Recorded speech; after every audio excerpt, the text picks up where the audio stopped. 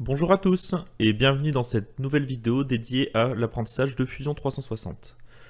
Dans la vidéo d'aujourd'hui, nous allons concevoir ensemble un petit projet en apprenant au passage comment insérer des composants types depuis la bibliothèque McMaster-Carr et comment travailler avec plusieurs composants dans son projet. Alors ce que nous allons aborder est très basique. Le but va être de reproduire un objet que j'avais fait précédemment pour mon magasin, à savoir un petit porte-clés dans lequel on intègre un roulement pour en faire un petit présentoir tournant. Donc c'est quelque chose d'assez simple et je vous encourage à trouver des idées similaires pour vous entraîner. Donc nous allons commencer tout de suite par l'insertion du composant qui nous intéresse, à savoir un roulement. Dans le menu Insert, vous allez trouver la fonction Insert McMaster-Carr Component qui vous amène sur cet écran-là. Alors notez que si vous essayez d'insérer plusieurs composants dans votre projet, on vous demandera de vous inscrire. Il n'y a rien de payant, il faudra juste fournir une adresse mail. Vous allez retrouver ici tout un tas de composants. Imaginez que c'est un grand magasin de quincaillerie en ligne. Donc vous allez trouver des vis, des écrous, tout ce que vous voulez. Pour nous cherchons les roulements, donc bearings ici. Et vous allez avoir énormément de références différentes. Dans mon cas, roulement à billes, je vais utiliser les filtres. Alors agrandissons un peu la fenêtre, comme ceci. Je vais utiliser les filtres qui sont sur le côté pour trouver plus rapidement le roulement qui nous intéresse. Voilà, un 608 de Z. Je vais prendre cette référence-là. Quand vous arrivez sur ces pages-là, voilà, c'est indiqué ici que pour récupérer les modèles 3D, il faut cliquer sur le numéro d'une part, d'une pièce donc. Vous avez le numéro qui est ici en bleu, et quand vous cliquez sur ce lien, vous avez Product Detail ici. Et vous arrivez enfin sur cette dernière page qui correspond à la pièce. Alors vous avez toutes les cotes, etc. Et quand vous déroulez, vous pouvez sauvegarder à différents formats. Le step par exemple marche bien. Et quand vous faites sauvegarder, il va être automatiquement intégré dans votre design. Comme ceci. On fait OK. Donc vous voyez qu'ici, il a été créé comme une sorte de répertoire avec ce petit symbole de cube. C'est quelque chose qu'on n'a pas vu dans les tutoriels précédents. C'est ce qu'on appelle dans Fusion un component. Pour simplifier, imaginez que c'est un répertoire qui va pouvoir contenir toute une arborescence d'objets. Ça peut être des bodies, des plans de construction, des sketchs, qui vont eux-mêmes déterminer une pièce. Donc pour cet objet, même si c'est pas forcément nécessaire, on va travailler avec des components nous aussi pour respecter cette organisation. La notion de component, elle est importante principalement si vous travaillez ensuite avec des assemblages, comme pour par exemple définir le mouvement des pièces les unes par rapport aux autres. Et il y a d'autres fonctionnalités qui demandent d'utiliser les components, mais qui sont plus avancées et qu'on ne verra pas dans ce tutoriel. Donc on va commencer par designer le pied de notre stand. Donc le pied, il va venir s'insérer ici dans l'intérieur du roulement. Alors pour cela, on va définir un sketch que l'on va mettre sur le plan. Alors on peut le définir sur le plan qu'on veut. Vous voyez que le roulement a été inséré ici à mi-chemin de chaque plan. On pourrait dire qu'on va utiliser cette face ici pour définir le plan. Allons-y. Notre but, ça va être d'avoir quelque chose de légèrement plus fin que l'intérieur de notre roulement pour pouvoir s'insérer à l'intérieur, mais à force. Alors, on va commencer par utiliser la fonction Project pour récupérer le cercle qui correspond à la face intérieure de notre roulement. Et sur ce cercle, on va effectuer un offset ici. La valeur va dépendre des tolérances de votre imprimante, vous les connaissez mieux que moi. Le but c'est de tester, alors si la pièce ne va pas, vous pourrez toujours la poncer un petit peu, mais généralement sur mon imprimante j'ai de bons résultats en faisant un décalage de 0,2 ou 0,3. Je vais mettre moins 0,3 ici. Vous voyez que mon sketch s'est créé ici. Je vais stopper et tout annuler, puisque j'ai oublié de créer un composant. On a voulu aller trop vite. Donc clic droit ici sur le projet et New Component, que vous pouvez, en faisant clic droit, et je ne sais plus où ça se retrouve. Je trouve plus la fonction pour renommer. Non, il suffit de recliquer une deuxième fois. Je vais l'appeler pied. Vous voyez ici, il y a une case que l'on peut cocher qui permet de définir quel composant va être actif. Ici, je vais activer mon composant pied et il passe en mode transparent. Donc je recommence, création d'un sketch. Ici, project, la face intérieure qui me donne mon cercle. Je valide, je me remets en vue de face.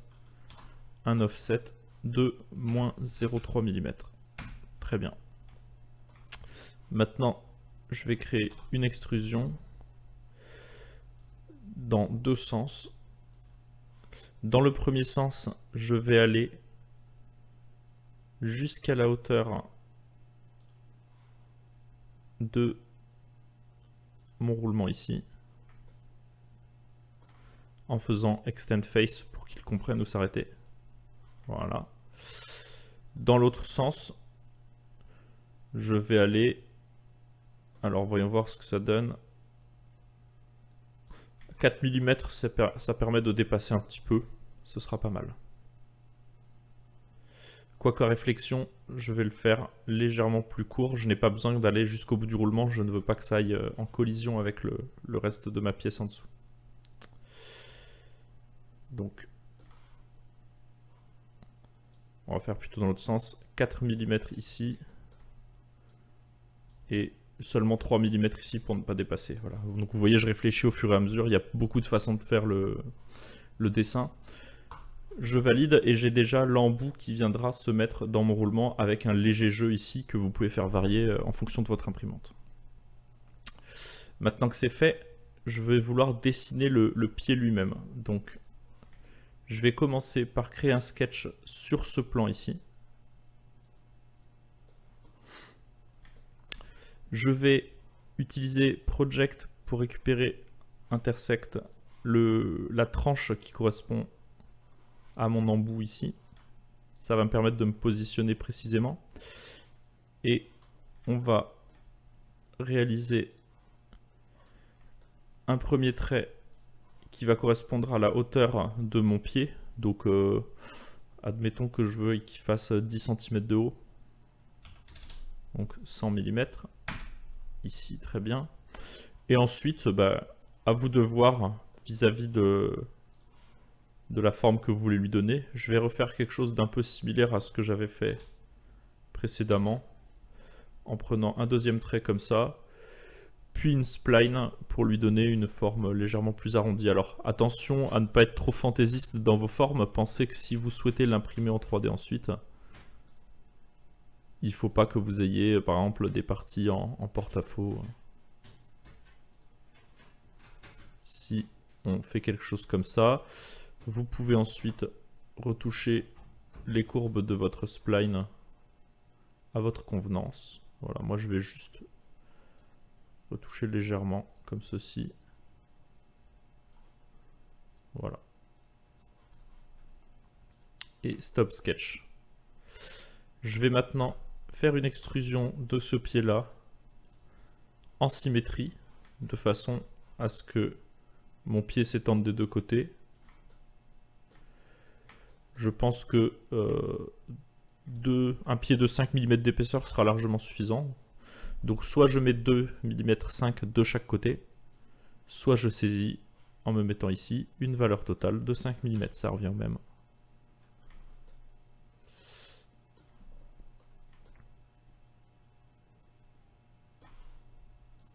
Ok. Maintenant que c'est fait, je voudrais, si vous vous rappelez du dessin, avoir 3 pieds comme ceci. Rien de plus simple. On va créer un pattern circulaire. Alors attention à bien vous mettre dans le menu Create et pas dans le menu Sketch qui correspond à un pattern sur un sketch. Donc Create Pattern circulaire. Je vais sélectionner mon body ici. Alors, c'est pas complètement correct puisque mon body sélectionne aussi mon embout en haut. et techniquement je ne souhaite pas le répliquer. Cela dit, ça marche quand même puisque je vais le répliquer en cercle sur lui-même. Si je voulais être tout à fait exact, je sélectionnerai plutôt un pattern de feature, la feature en question étant l'extrusion que j'ai réalisée de mon pied, puisque c'est techniquement uniquement cette partie-là que je veux répéter. Comme axe, je peux sélectionner soit l'axe des origines, si j'ai été positionné comme ça, soit, alors je vais cacher le roulement pour que ce soit plus clair, soit par exemple la face de mon cylindre, et il va automatiquement prendre cet axe-là, qui est son axe central. On peut essayer comme ça par exemple, et on voit que par défaut c'est la valeur 3 qui s'affiche. Je valide, et voilà, j'ai mon pied qui se met ici. Je peux ensuite venir faire des retouches, mais je les ferai un petit peu plus tard. À réflexion, je trouve que 5 mm, ça me paraît un peu épais. C'est pas grave, hein. Je double-clique sur mon extrusion. Je viens changer la valeur ici de 4 mm.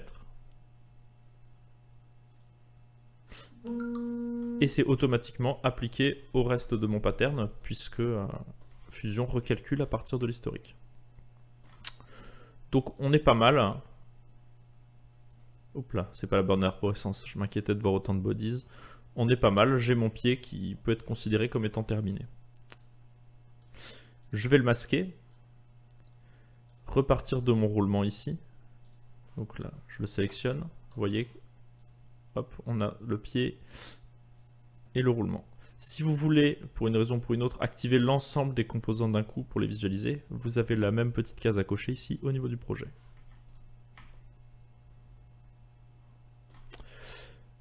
Créons de nouveau un composant que l'on va appeler la partie haute du stand. Partie haute. C'est pas très inspiré comme nom, mais on fera avec. Cette fois-ci, alors je vais masquer celui-ci pour que ce soit un peu plus clair. Cette fois-ci, on va venir s'emboîter dans notre roulement. Donc je vais créer un sketch sur cette face ici, la face supérieure de mon roulement. Je vais projeter le contour extérieur de mon roulement, comme ceci. Et je vais appliquer un offset d'environ 0,2. Le but là aussi, c'est que le jeu soit très minime pour que l'on vienne enfoncer le roulement à force dans la pièce. On ne veut pas que le roulement puisse pivoter dans la pièce. Donc à vous d'adapter en fonction de ce que sort votre imprimante 3D. Voilà. Je vais cacher le roulement maintenant pour y voir plus clair. Donc j'ai le diamètre de mon roulement et le diamètre de ce que sera mon trou plus tard. Je vais créer un autre cercle qui sera le cercle extérieur de ma pièce centrale. Par exemple à 50 mm.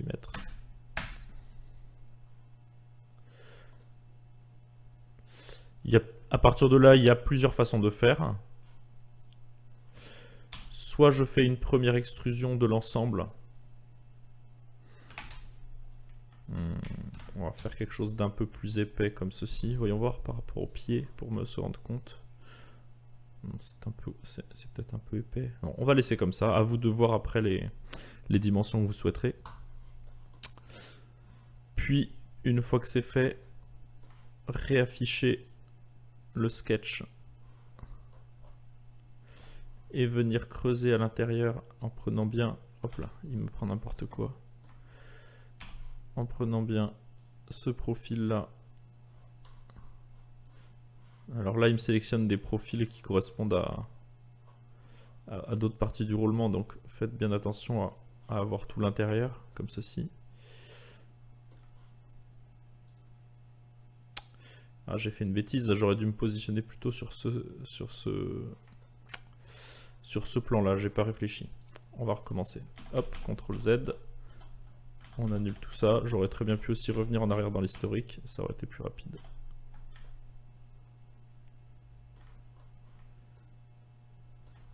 Je pense que je suis revenu un peu trop loin. Non, c'est bon. Donc, Create Sketch. Hop là, non, il me manque mon composant. Il me semble bien que j'étais revenu un peu haut. Je galère un peu aujourd'hui. Alors, partie haute. Nous y voilà. Je cache le pied. Création d'un sketch en bas. Je viens projeter l'intérieur du roulement. Non, l'extérieur, décidément. Hop.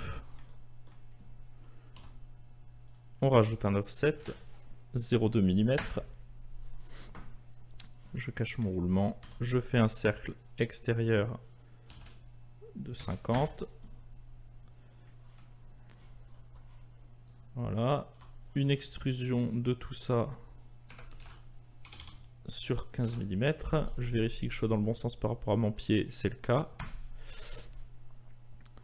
Puis je réaffiche mon sketch.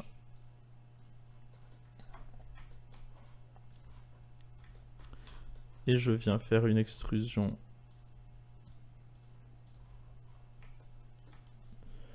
de mon trou. En l'amenant, hop, on cache tout ça pour pouvoir faire bien. Jusqu'à, donc to object, la face supérieure qui est ici, extend face. Il faut que je réaffiche ensuite ma partie haute pour qu'il puisse faire correctement le cut. Je cache mon roulement pour qu'il ne vienne pas l'impacter, parce que vous voyez, si j'affiche le roulement, il va découper sur le roulement, c'est pas ce que je souhaite, donc je cache le roulement. Cette fois-ci, ne cut que mon body, et je fais OK. Et donc normalement, je vais recacher le sketch, j'ai bien mon roulement positionné à l'intérieur, comme ceci. Tout va bien. On peut continuer le design. On va faire, en cachant ici, on active la partie haute.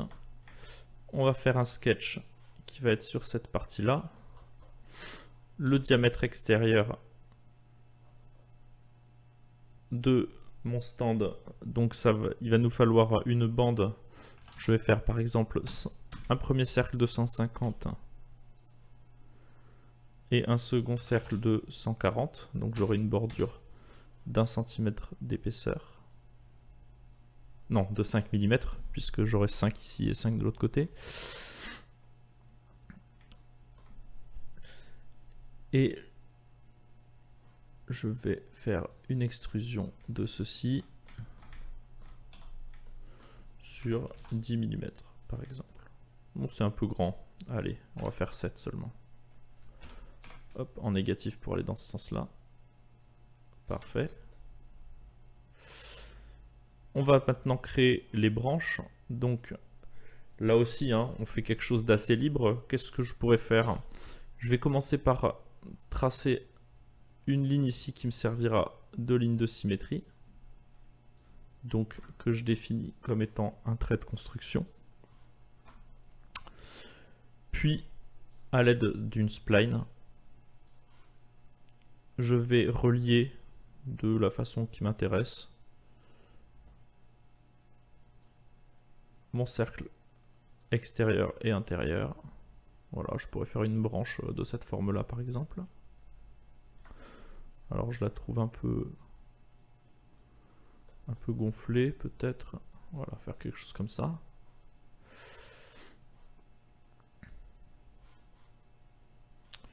Je vais ensuite, je désectionne tout, faire un miroir de cette spline par rapport à ma ligne de symétrie. Hop, ça me crée bien un profil ici. Je stoppe mon sketch. On va pivoter pour être dans ce sens-là. On va faire une extrusion de tout ça. Par exemple, sur 3 mm. Ce sera peut-être un peu fin à l'impression. On va en mettre 4. Et je vais créer un pattern circulaire de la feature, donc l'extrusion qui m'a servi à faire ma branche, en choisissant comme axe de rotation ce cercle ici, et je vais en mettre 5 par exemple. Et voilà. Hop là, donc désolé, petite coupure, reprenons. Nous allons donc maintenant créer les attaches tout autour de notre stand. Donc on va faire un sketch sur cette face-là. Faire comme tout à l'heure une ligne de symétrie, puisque nous allons faire un pattern circulaire tout à l'heure. et que je veux que ma pièce soit bien centrée par rapport à mon cercle. Donc je la mets en ligne de construction. Comment faire pour que ce soit bien sympa? On va faire quelque chose d'assez simple. On va partir d'une ligne que l'on va placer comme ça de 10 mm. On va utiliser l'outil symétrie pour dire que ce point-ci et ce point-ci sont symétriques par rapport à cette ligne. Voilà. Ça nous permet maintenant de gérer uniquement la distance. Je vais le placer ici à la distance de mon choix. Voilà. Et je vais utiliser une spline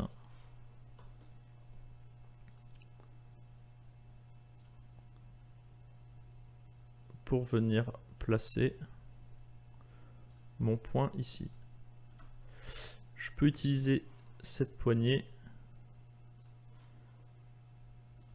pour lui dire d'être tangente à mon cercle, ce qui me permet d'avoir une belle courbe qui se termine comme ça à ras. Et ensuite, venir ajuster la force de ma courbure ici pour avoir le résultat que je souhaite. Ok. Je vais répéter en miroir cette spline de cette façon. Donc ce sera bien tangent à mon cercle de l'autre côté, c'est logique. Et on va venir faire un arc de cercle pour fermer le tout comme ça. On va le placer le centre bien ici. Je vais volontairement le faire plus gros comme ça, pour que vous voyez ensuite que je peux avoir... Hop là. Alors, oui, forcément, je ne contrôle pas. Je vais fixer d'abord mon spline pour qu'ensuite, quand je demande la contrainte tangente, ce soit mon cercle qui soit affecté. Donc, on a quelque chose comme ça. On peut venir maintenant extruder jusqu'à la hauteur de cette face ici en faisant extend face. Hop. Voilà, quelque chose de sympa. Et je pourrais récupérer mon sketch comme ceci pour venir prendre ce petit profil là et lui demander, en me mettant en join, de faire quelque chose. Alors, peut-être pas la peine d'aller aussi haut. À 15 mm, comme ça, on est bien. Hop là, 15. Voilà. Maintenant que c'est fait, je vais faire de nouveau un pattern circulaire dans lequel je vais prendre cette première extrusion et cette seconde extrusion que je vais répéter autour de mon cercle le nombre de fois qui m'intéresse. Je vais en mettre 12. Et voilà. Maintenant qu'on a terminé les formes de base de nos objets, ce que l'on va faire, c'est quelques petites finitions et je les garde volontairement pour la fin puisque c'est plus pratique si je dois ensuite faire des retouches. Je vais faire les filets. Alors, avec quand même une petite astuce, c'est que si je viens faire un filet après avoir fait mon pattern, je suis obligé de faire le filet sur tous les éléments. Donc je vais me replacer avant d'avoir fait ma répétition ici.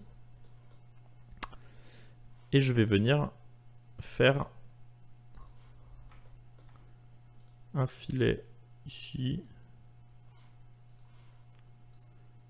Hop, un filet ici pour arrondir un peu. On va prendre cette partie là aussi. Voilà. Et maintenant, hop. On pourrait s'attendre à ce que les filets aient été répétés aussi. Mais non, puisque le pattern traitait uniquement les features qui étaient les extrusions. C'est pas grave. Je peux revenir l'éditer. Et dans Object, sélectionner en plus, en faisant la touche CTRL, en laissant appuyer la touche CTRL, mes deux filets. Et quand je vais faire OK, cette fois-ci, ce sera bien appliqué sur l'ensemble de mes composants. Donc c'est très bien. Je vais venir ajouter un filet. Alors, il va falloir que je sélectionne tout, mais c'est pas grave. On va venir comme ça, avec la touche contrôle, sélectionner toutes mes parois extérieures et ma paroi intérieure, et on va leur donner une courbure sympathique. Qu'est-ce que ça donne à 2 mm? C'est pas mal. Ok.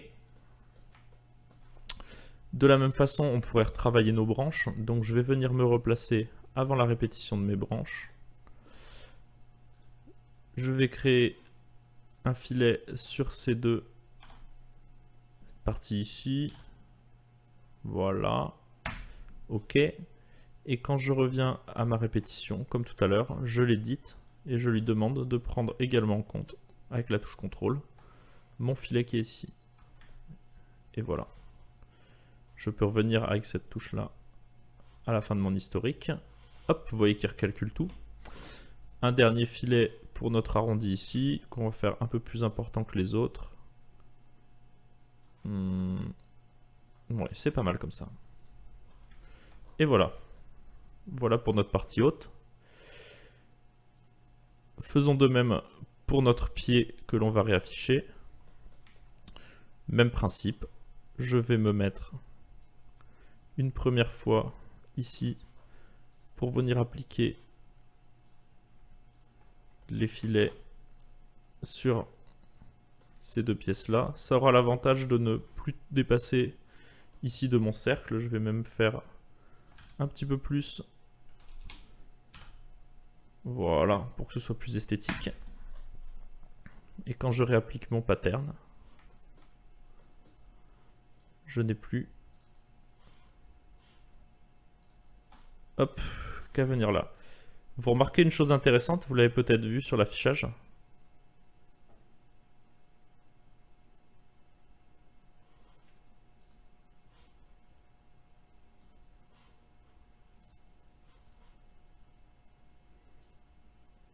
C'est que j'ai un historique différent pour chacun de mes composants. Ça permet d'y voir plus clair. Donc ça, c'est assez pratique. Et j'ai ensuite un historique ici qui est global au niveau de mon projet. Donc selon ce que vous sélectionnez, vous ne voyez dans l'historique que ce qui s'applique sur le composant en question.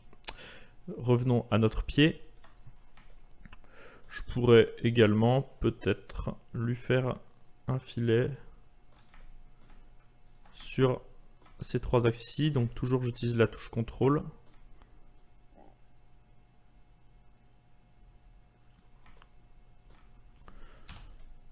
À 5 mm, c'est plutôt sympa.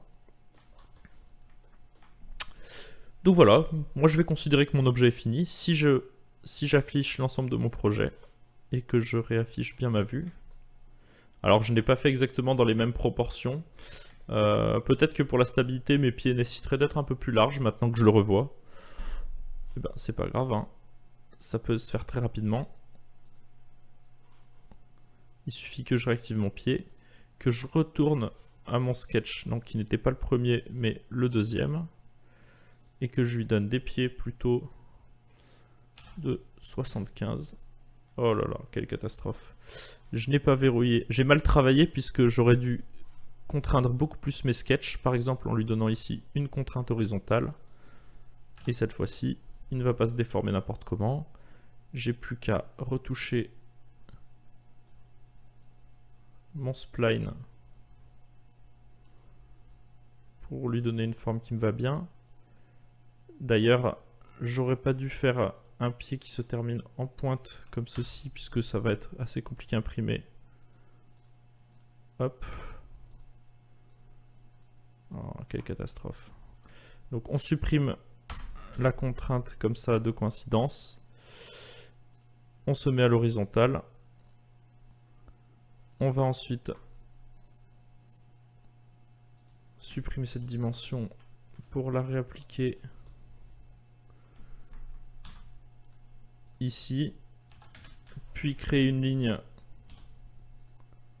qui va rejoindre ces parties-là, lui donner la hauteur de notre choix et indiquer qu'elle est horizontale ou verticale selon le sens dans lequel on se met. Vous allez voir, on a quand même fait pas mal de modifications ici de dernière minute sur notre schéma. Pourquoi est-ce que je fais tout ça? Pour vous montrer qu'ensuite, quand je fais Stop Sketch, eh ben, je retrouve quand même mon objet. C'est quand même assez impressionnant. Je vais venir ici, retoucher mon spline pour éviter que ça se termine en creux. Et voilà. Vous voyez, j'ai changé drastiquement la structure de mon objet et pourtant, je me retrouve quand même avec quelque chose de robuste. Il suffit de travailler avec méthode et de bien comprendre comment fonctionne l'historique. Donc là, je pourrais très bien aller dans chaque body et le sauvegarder dans STL pour aller l'imprimer. Et ce serait terminé. Je vais vous montrer une dernière petite chose. Puisque on a fait des composants, on peut s'amuser à faire l'assemblage et à voir comment le tout pourrait s'animer. Je vais commencer par cacher la partie haute. C'est une démonstration très rapide, je ne vais pas rentrer en détail dans l'utilisation des joints, mais c'est juste pour vous montrer ce qu'on peut faire dans Fusion.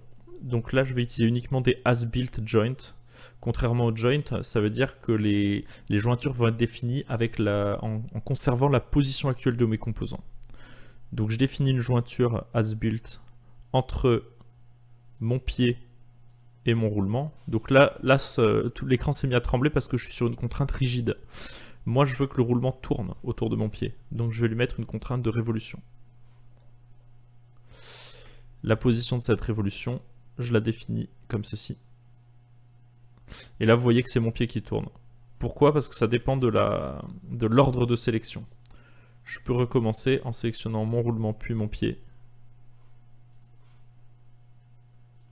Et cette fois-ci, c'est mon roulement qui tourne, même si on ne le voit pas ici. Je réaffiche ma partie haute. Je crée un autre join as-built entre mon roulement et ma partie haute. On peut aussi travailler en sélectionnant l'historique. Cette fois-ci, je veux que ce soit rigide puisque mon roulement va être bloqué à force dans mon pied. Voilà. Vous avez vos jointures qui sont ici. Donc une jointure rigide entre deux composants, donc comme s'ils étaient collés ensemble, et une jointure de révolution. Si vous faites clic droit et Edit Join, vous pouvez... Non, pardon, pas Edit Joint, Drive Joint. Vous pouvez sélectionner ici et faire tourner votre jointure. Et si vous vous rappelez bien, cette jointure de révolution, elle était faite entre notre pied et notre roulement. Mais puisque maintenant notre roulement et notre partie haute sont soudés ensemble, eh bien, quand je fais tourner le roulement, la partie haute tourne ensemble. C'est ce qui vous permettrait, dans des cas plus complexes, d'animer entièrement vos composants ensemble. Et vous pouvez également aller dans la partie animation pour faire un montage vidéo de tout ça. Mais on abordera ça dans de futures vidéos. Voilà, j'espère que cet exemple vous a plu. Désolé pour les quelques petits cafouillages. Et je vous retrouve très bientôt pour une prochaine vidéo. N'oubliez pas de vous abonner à la chaîne et n'hésitez pas à me faire part de vos remarques dans les commentaires. A bientôt!